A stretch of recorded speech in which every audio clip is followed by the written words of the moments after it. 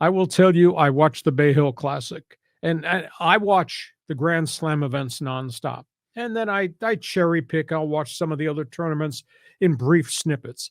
I watched all of Sunday at Bay Hill, the Arnold Palmer Invitational, and that Bay Hill course buried those golfers. And I sat there and I watched each of these guys self destruct and how their body language changed from tee to green, fairway, in the water, off the trees, in the rough. It was amazing television to watch the Bay Hill Classic.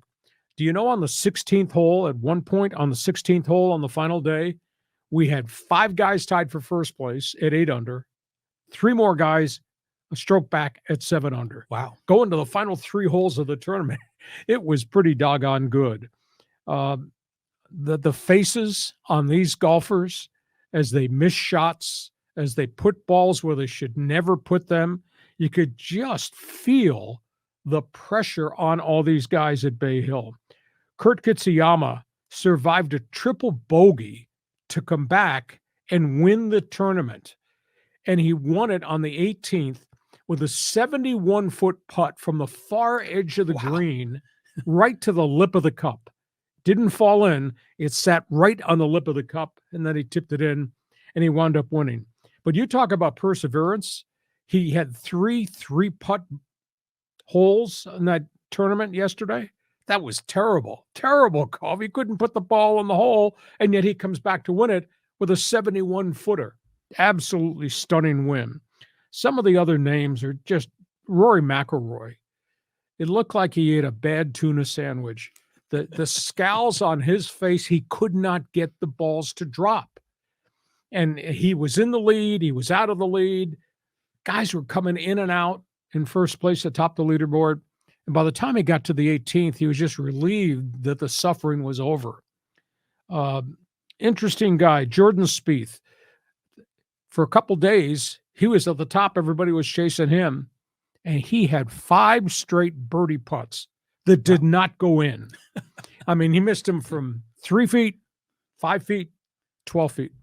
He was so frustrated. He took his putter after the 5th hole on the roll that he didn't drop it in for a bird. He's shaking his putter like this. And the worst one was Ty Hatton. Now, he's a journeyman's pro. Hatton just was angry the whole final day.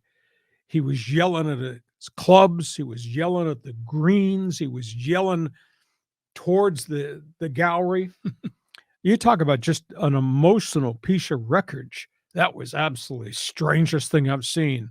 And despite being angry, he had a couple holes where he made shots. And then he proceeded to blow it up again and get angry again.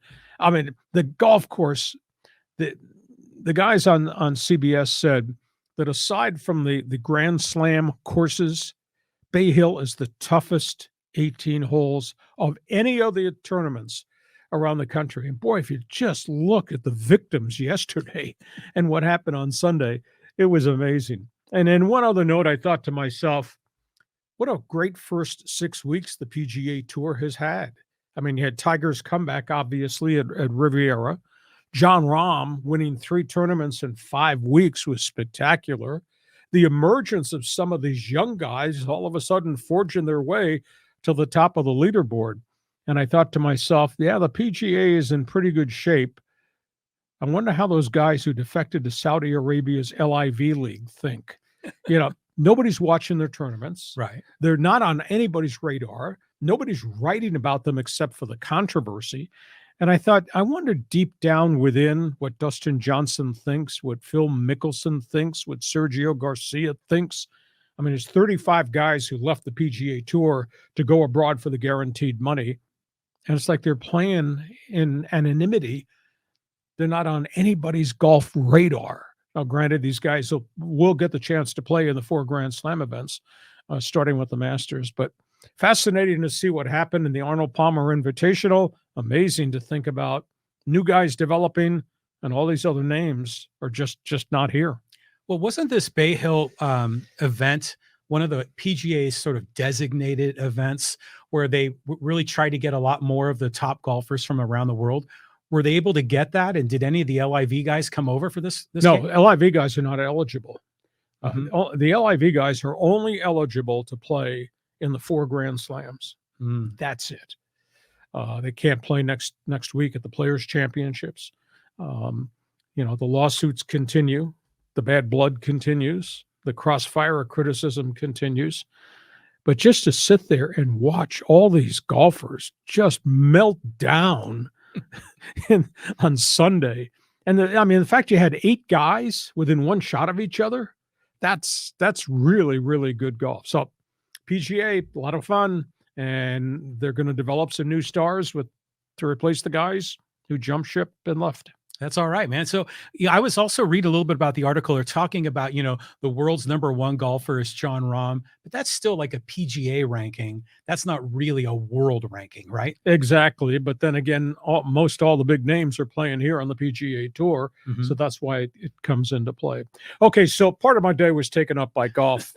If you're a golf fan, feel free to shoot us a question, make a comment. Are you watching the LIV? Do you care about the LIV? Can the PGA develop guys? Hey, join us on the Fans Forum on our live stream broadcast.